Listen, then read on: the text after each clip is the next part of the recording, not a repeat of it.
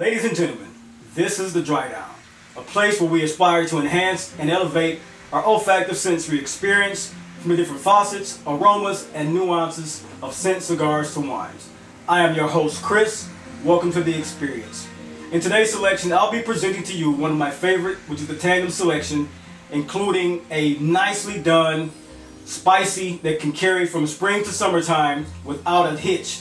It is from the House of Dubai, Nabil Collections, Rimal, and a cigar done by the House of Perdomo Lot 23, which is a Puro Nicaraguan cigar that is a nice medium body cigar to excite anyone's palate. If this sounds like the type of content you think you'll enjoy, pull up a seat, pour a glass, let's enhance. So today, guys, as usual, you know how I love it. Let's get into the fragrance first. We're going to talk about Rimal, which is from the Nabil House.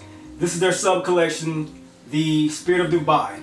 And these collections are meant to conjure the feeling of being a part of the Dubai experience. And this is Rimal.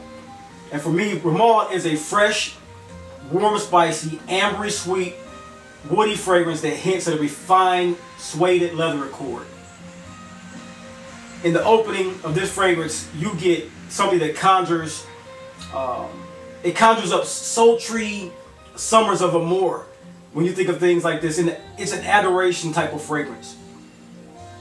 A hint of spice, pink, wonderfully blended saffron is just laced with fruity vibes that lend a rosy, romantic nuance.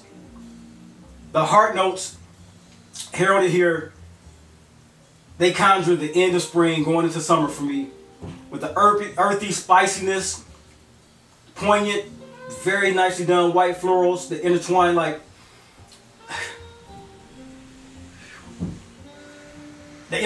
lovers, and giving way to a nice alluring nutmeg, ylang ylang, and a very, very nicely done aromatic styrex that's just cooling yet alluring and ethereal. The romance of this fragrance, man, when it lingers on you, you feel the vetiver, which mimics an intense like an aromatic feel of fertile woods right after like a tropical storm in India. It's very, very well done. You have a delicate, milky patchouli delivered by a nicely done, sensual sandalwood, and a dash in the opening of caramel that run adjacent to a buttery, smooth, luxurious leather accord. That accord in the opening also hints at a labdanum that, if you're a lover of leathers and you want a leather that can go from a 4-season scent, this is one to get your nose on. For me, in the heart accords, exuding like a fragrance that's wonders of nature. It is saffron absolute woven together with spices, precious woods, resins, flowers. This thing glimmers like a lantern of candlelight.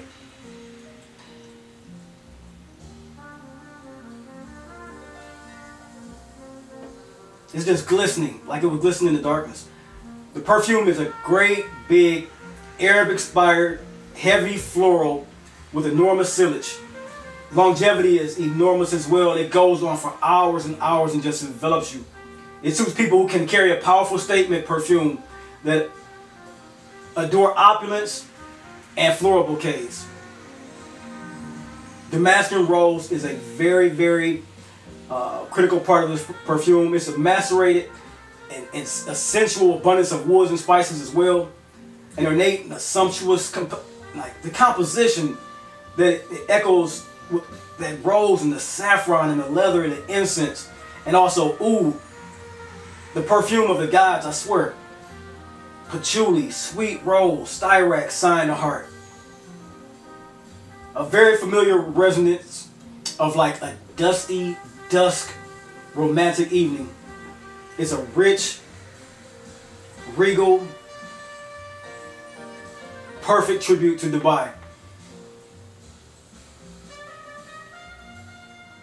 And then, of course, the dry down. With a crisp Italian bergamot paired with that luscious saffron, leading into the rich, leathery, floral heart. It has a warm and powerful base of oud and a caramel that hums beautifully. It's a perfect accord with still a potent thread of saffron that goes throughout this fragrance. It conjures to elevate the ambery spices, the supple leather accords, take on the effect of that rose note, luscious, lightly fruity, fresh and rich. It sets upon a note of juicy, sharp fruits, fresh, green, vegetal patchouli, a very mouth-watering melange of culinary spices anchored with that golden, redolent saffron that you just, if you're a saffron lover and you've heard of the expense of saffron, this fragrance here, while it is expensive, it impresses upon you the note of saffron that is a reference saffron fragrance. In this, as the rose increases in the intensity, joined by the lightly indicted jasmine and that fresh ylang-ylang, you get rich, regal base of leather, oud, labdanum, precious, just grand use of sandalwoods. It leaves a sophisticated depth, calling to mind like a merchant ship porting in Dubai.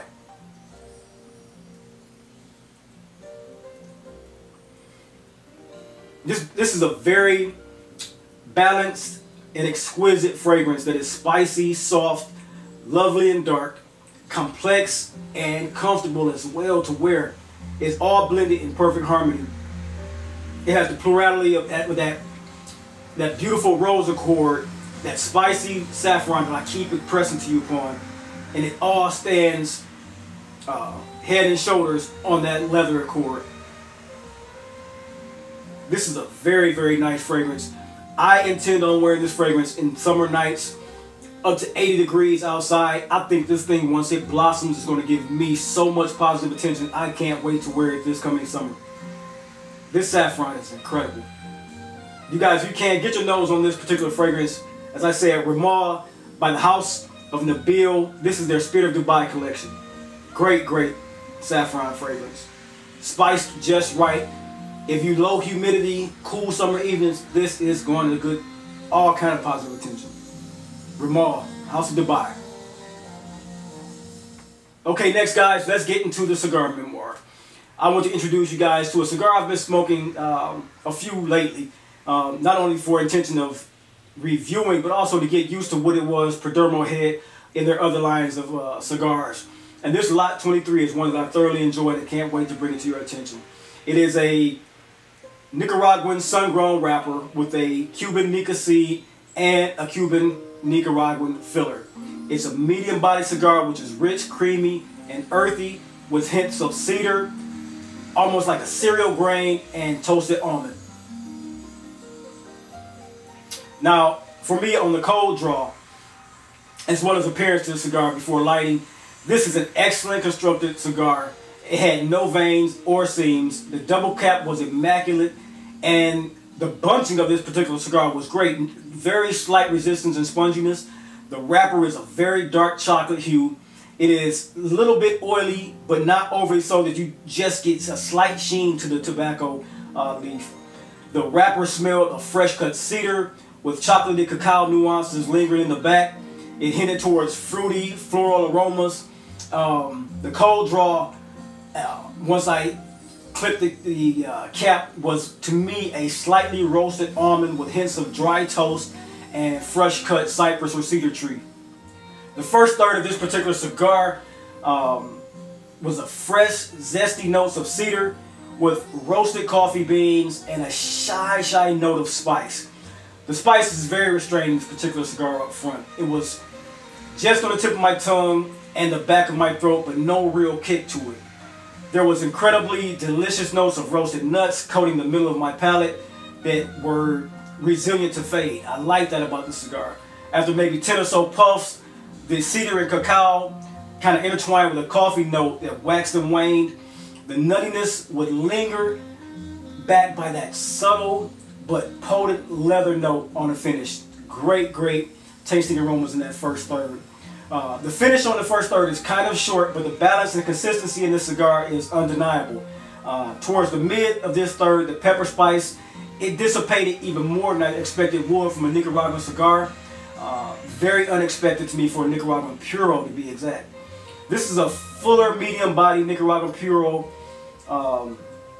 with a certain apparent pepper kick, but it's almost like a white pepper kick, that effervescent type of feel to your nose and palate. As I go into the second third of the cigar, it became increasingly evident that the cigar should be in my regular rotation. There was a consistent complexity creeping in. I couldn't decipher the notes. It was more of an overall unique, wonderful aroma that it had to it. There was a sweet tobacco flavor in the profile, as well as a rich, creamy note that makes its debut, along with a lush note of cedar that stayed from the first third. A vibrant espresso in the background with roasted mixed nuts and hints of cream and cacao unexpectedly came in with an espresso that elevated the combination of nutmeg and cinnamon within it. As I continue to smoke that second third, you get the cedar and espresso with that kitchen cinnamon spice that's slightly sweet from an allied accord with nuts, chocolate, sweet tobacco, and they all form a melange of great aromas and taste profiles on the palates. Very nicely done in the balance sector. The complexity was popping all over my tongue and palate. Savory, salty. The flavors were very nicely done. The two groups take their turn dominating the front and the back of the palate. Meanwhile, the rich, creamy, savory rests in the middle of my palate. The finish is still short, but it stayed and it carried with the delicious espresso that zinged concurrent to the baking spice of nutmeg and cinnamon. Very nicely done for that second third of the cigar. Cool smoking, billowing, very nice combustion, great through the second third. Now, as I get into the final, and when I start to review a cigar and I think of what the final third should be, it should be what kicks in all of the aromas of the first two thirds while giving me an extra kick of a slight nicotine bump and spice bump, especially for a Nicaraguan Puro. The burn and strength were escaping my evaluation as I picked apart this flavor profile though. Rest assured, while the burn line was not exactly razor sharp, it was never bad enough to require any touch-ups. The ash was a solid light gray that held up through the second third all the way through. The strength was mild medium first, but it slowly started to build to a regular medium, hinting from puff to puff to a high full medium cigar. As I have been paying attention to the strength, as I said, I have a feeling that you want either, because the balance and complexity of taste was just a marvel to me on this cigar. It was implicitly complex, light espresso notes, as I said, richness of creamy notes, nuttiness, none of it receded away. The light espresso notes are very present and soothing. The hay aroma that you get from this is noticeable in the background. The cinnamon and nutmeg came back and forth, waning and waxing with incredible hints. You also got a nice anise spice in this cigar in the final third. Cacao, it always was detectable, and this is still thoroughly in the third an enjoyable cigar because of the complexity and balance kept growing without having the strength provide an additional kick of nicotine to me. I will thoroughly recommend this particular cigar to anyone who is new to cigar smoking. If you are a Nicaraguan fan, this gets some of the Nicaraguan kick, but not enough to throw you off your equilibrium with the nicotine feel, and also all the complex taste that you get from Nicaragua. Perdomo did a great job on this particular cigar. My final assessment for this is that Perdomo did a great job. This is a Perdomo Sungrown Lot 23 that delivered value all the way around. It came in at under $7 for me to purchase this stick, and it was worth every penny. I asked that you just grab a few of these and try to get it into your rotation, weekly to see how it performs for you. But for me, after smoking plenty of cigars, this is one for a value that it cannot be denied, especially from the house of Perdomo. You can't lose with this particular cigar. pleasingly and surprised. Alright guys, that's my experience with you all today. As I always ask, if you found anything of entertaining value or educational in your journey and experiences with scents and cigars, that you hit the like button, subscribe, leave any comments or questions down below. Let me know. Let's have a great conversation about these too. And you guys, I'll see you in the next video. As always, stay blessed.